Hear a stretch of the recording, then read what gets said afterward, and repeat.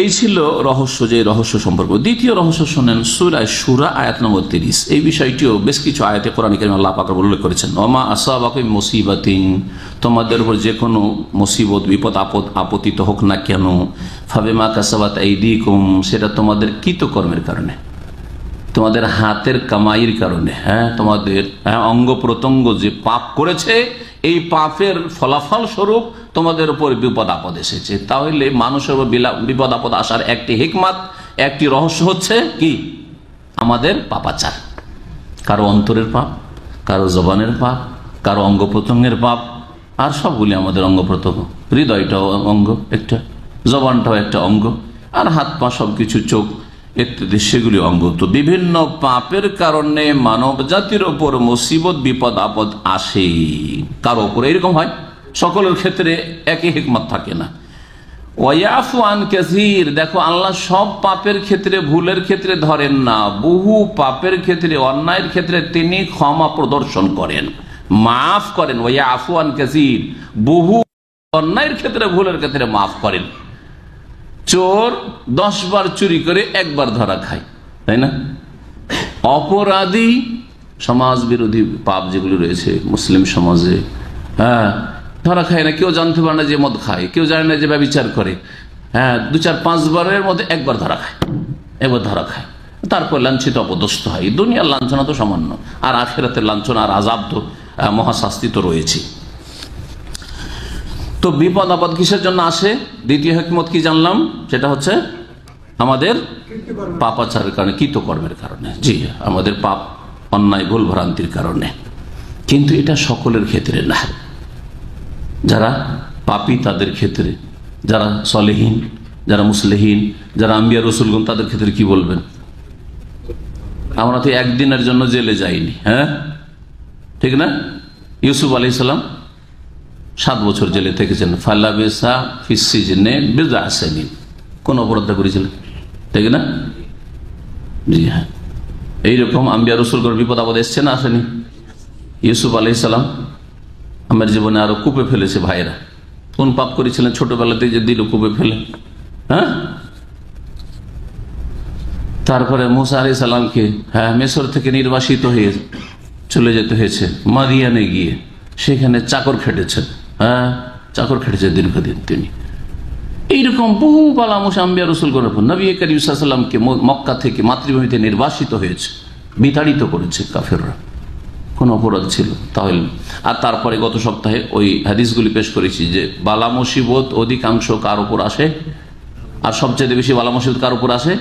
যে যত বেশি ভালো, যে যত বেশি ভালো। বালা মুসিবত যদি ভালো মানুষের উপর আসে, তার মানে তখন জানবেন যে আমি কিছু ভালো কাজ করছি, আল্লাহ এখন পরীক্ষা শুরু করেছেন আমার, বেশ ভালো কাজ করছে, এই জন্য আমার পরীক্ষা শুরু করেছে। আসাদুন নাসে বালাআন আল আম্বিয়া সুম্মাল আমসাল ফাল আমসাল, সেই মুসলিম, সেই বুখারী হাদিস। সবচাইতে কঠিন বালা মুসিবত আসে, বিপদ আপদ আসে কার উপর? আম্বিয়া রসুলগণের উপর। নবী রসুলের যে বালা মুসিবত আমার আপনার উপর কার উপর আসেনি? মেরে দেওয়ার ঝুঁকি, প্রাণ নাশের ঝুঁকি, দেশ থেকে তাড়িয়ে দেওয়া। চিন্তা করেন, আপনি যদি ন্যাশনালিটি কেটে দেয়, নির্বাসিত, কোন দেশে যাবেন? চিন্তা করেন, এটাই যে কত বড় বিপদ আপনি আপনার জন্য মনে করেছেন। আপনি নিজেকে ওই জায়গায় রাখেন তো দেখি, সুবহানাল্লাহ। আপনার জানের যদি রিস্ক থাকে যে কোনো জায়গায় আমাকে মেরে দিতে পারে, কত বড় আপনি টেনশনে আছেন। তাহলে খাওয়া দাওয়া হারাম হয়ে গেছে। আম্বিয়া রসুলগণের উপর এগুলো সব এসেছে বালা মুসিবতের। দ্বিতীয় হিকমত বললাম কি, যে আমাদের পাপাচার। কিন্তু যারা পাপী তাদের ক্ষেত্রে, সৎ কর্মশীলদের ক্ষেত্রে সেটা প্রযোজ্য নয়। তাদের ক্ষেত্রে আল্লাহ পাক রব্বুল আলামিনের অন্য অন্য হিকমতগুলি রয়েছে। যেমন হাদিসগুলি পেশ করেছি, মর্যাদা উঁচা করেন, করেন না? করেন না? আল্লাহ অনেক উপরে পৌঁছাতে চান, কিন্তু তার নেকি দিয়ে পৌঁছতে পারছেন না, তার আমল দিয়ে পৌঁছতে পারছে না। সেই জন্য কিছু বালা মুসিবত দিয়ে তার কি করা হচ্ছে? মার্কস বাড়ানো হচ্ছে। জি, এই ছিল দ্বিতীয় হিকমত। এই হিকমতের, এবং বললাম যে বালা মুসিবতটা সৎ লোকের ওপর এক উদ্দেশ্যে আসে, অসৎ লোকের উপর আর এক উদ্দেশ্যে আসে, এই মর্মে একটা জয়ীফ হাদিস আছে। আর আম্বিয়া রসুলগণের জীবনী এর সত্যতা প্রমাণ করে। হাদিস জয়ীফ হলেও আম্বিয়া রসুলগণের জীবনী এর সত্যতা প্রমাণ করে। আম্বিয়া রসুলগণের উপর বালা মুসিবত এসছে, আর কাফেরদের উপর বালা মুসিবত আসে, ঠিক না? তাহলে দুটোকে কি একই লাঠি দিয়ে তাড়াবেন নাকি? একই রকম হুকুম লাগাবেন নাকি যে এরও পাপ আছে, এরও পাপ আছে, বলবেন নাকি? না। ওই হাদিসটি শুনেন, মুসনাদ আহমদে আছে, বাইহাকিতে আছে, তবে আল্লামা আলবানী হাদিসটিকে জয়ীফ বলেছেন সনদের দিক থেকে। অনেক সময় সনদের দিক থেকে হাদিস জয়ীফ, কিন্তু সেটা কোনো হুকুম আকাম নয় যে এটা একটা ইবাদত, এইরকম কিছু নয়, কোন একটা এরকম বিষয়। আর ওর সমর্থক কোরআন এবং হাদিসের দলিল, আম দলিল রয়েছে, যেমন নবী রাসূলগণের জিন্দেগি এবং অসৎ লোকেদের উপর যে বা যেসব কাফের জাতির উপর আযাব এসছে, এই সবগুলি। হাদিসটা শুনেন, মা আয়েশা রাদিয়াল্লাহু তাআলা আনহা বর্ণনা করেছেন, বলছেন সাআলতু রাসূলুল্লাহ সাল্লাল্লাহু আলাইহি ওয়াসাল্লাম, রাসূলুল্লাহ সাল্লাল্লাহু আলাইহি ওয়াসাল্লামকে আমি জিজ্ঞেস করলাম আন মাউতিল ফাজআতে, আকস্মিক মত সম্পর্কে। হঠাৎ করে heart attack, brain stroke, accident, সাথে সাথে মৃত্যু। হতে পারে কালেমা পড়ার সুযোগ পেয়েছেন, হতে পারে পাননি, তাই না? হার্ট অ্যাটাক হয়েছে, হতে পারে কালেমা পড়ার সুযোগ পেয়েছে, হতে পারে পাইনি। মুসলিম সম্পর্কে বলছি, জি হ্যাঁ।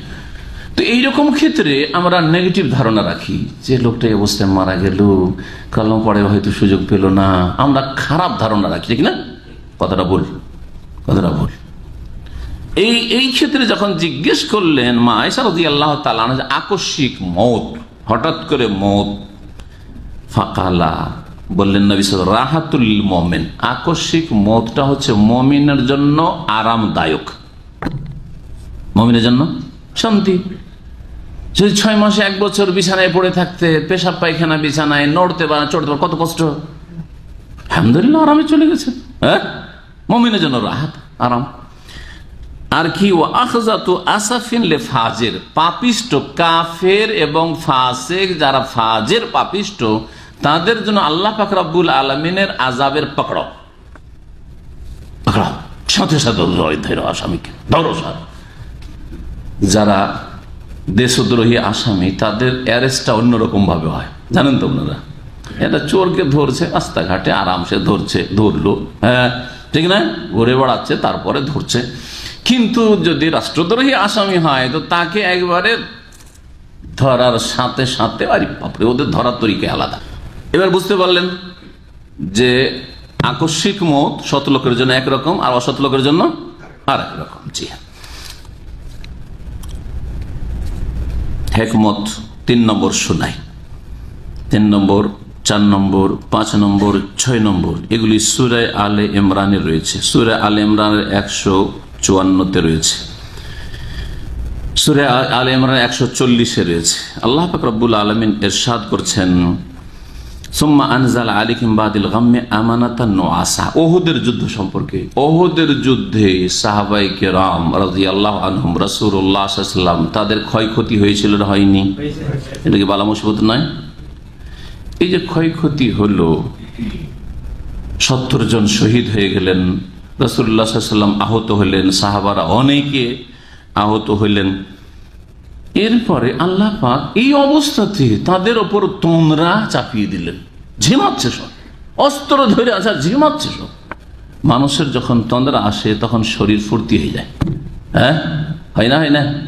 জি, আপনার খুব ঘুম চাপছে, চোখকে ধরে রাখতে পারেন না, যারা লং ড্রাইভ করেন তারা বুঝেন। কিছুক্ষণে আপনি যদি সিটে বসে যান, গাড়িটা থামিয়ে দিয়ে আর একটু ঝিমালেন, শরীরটা আরাম হয়ে গেছে, আবার গাড়ি চালাতে শুরু করেছেন, আর চোখ বন্ধ হয় না। আল্লাহ পাক বলছেন যে অতঃপর আল্লাহ তোমাদের প্রতি, হ্যাঁ, বর্ষণ করলেন, না বর্ষণ এখানে বৃষ্টির কথা তো নয়, বৃষ্টি হয়েছিল, কিন্তু বৃষ্টির কথা বদরে রয়েছে। এখানে রয়েছে আনজাল আলাইহিম বাদিল গাম্মি আমানাতান নুআসান, আল্লাহ পাক তোমাদের ওপর নাজেল করলেন, অবতীর্ণ করলেন দুঃখের পরে, হ্যাঁ, দুশ্চিন্তার পরে, বিপদ আপদের পরে, আমানাতান নুআসান, নিরাপত্তা স্বরূপ তন্দ্রা, ঝিমাইতে শুরু করলেন। ইয়াগশা তায়েফাতাম মিনকুম, তোমাদের এক দলকে ঢেকে ফেলেছিল এই তন্দ্রাতে। ওয়া তায়েফাতুন কাদ আহাম্মাতুহুম আনফুসুহুম, একদল মুনাফিক টাইপের লোক ছিল, তাদের নিজের জানটাই বড় বিষয় ছিল, যে জানটা বাঁচলো কিনা, নিজের জান নিয়ে চিন্তা, প্রাণ নিয়ে চিন্তা তাদের ছিল। ইয়াযুন্নুনা বিল্লাহি গায়রাল হক যান্নাল জাহিলিয়া, তারা আল্লাহ সম্পর্কে অন্যায় কুধারণা রেখেছিল, জাহিলি যুগের বা মূর্খের মতো, মূর্খের মতো কুধারণা, আল্লাহ সম্পর্কে তাদের সুধারণা ছিল না, যে আল্লাহ কি করলেন, আল্লাহ কখনো বিজয় দান করবেন না, এরকম সারা জীবন মার খেতেই হবে মনে হয়। হ্যাঁ, নেগেটিভ আল্লাহ সম্পর্কে যে যত ভালো ধারণা রাখবে তত ভালো পাবে, এই মর্মে হাদিসে কুদসি রয়েছে, কোরআনে কারিমে আয়াত রয়েছে। একটা আমার আলোচনা আছে আল্লাহ সম্পর্কে সুধারণা, অল্প সংক্ষেপে হইলেও শুনবেন, তাতে ইমান সুন্দর হবে। আল্লাহ সম্পর্কে যত ভালো ধারণা রাখবেন তত ভালো পাবেন আপনি। আর যদি নেগেটিভ ধারণা রাখেন, অসুখ হয়েছে, ডাক্তার বলছে তোমাকে মারাত্মক অসুখ ধরেছে, আল্লাহর ভালো করবে না, মনে হয় বিছানা ধরেই নিব, তো ধরেই নিবেন, মনে হয় আর বাঁচবো না। হ্যাঁ, অনেকে বলে, স্ত্রীকে বলে, ছেলে বলে, আর মনে হয় বাঁচবো না, না এইসব কথা বলবেন না, ভিতরেই রাখেন। বোঝা গেছে? হ্যাঁ, আল্লাহ তো ফয়সালা করেছে 1 মিনিট আগেও হবে না, 1 সেকেন্ড আগে হবে না, পরে হবে না, তো সব বলার দরকারটা কি আপনাকে? যার মনে হয় বাঁচবো না, আর মনে হয় বাঁচবো না, মূর্খদের কথা এগুলো। তো এগুলো হচ্ছে আল্লাহ সম্পর্কে কুধারণা। আল্লাহ অবশ্য সুস্থ করবেন, যে আল্লাহ রোগ দিয়েছেন সেই আল্লাহ শিফা দিতে পারেন। হ্যাঁ, আল্লাহ রাব্বুল আলামিন তোমাদেরকে অসহায় করে দেবেন না। আর যদি দুনিয়া থেকে আল্লাহ পাক উঠিয়েও নেন, তোমাদেরকে আল্লাহ পাক অসহায় করে দেবেন না, তোমাদের রিজিকের আল্লাহ রাস্তা খুলে দেবেন। এগুলি ভালো কথা, এগুলি হচ্ছে সুধারণ আল্লাহ সম্পর্কে।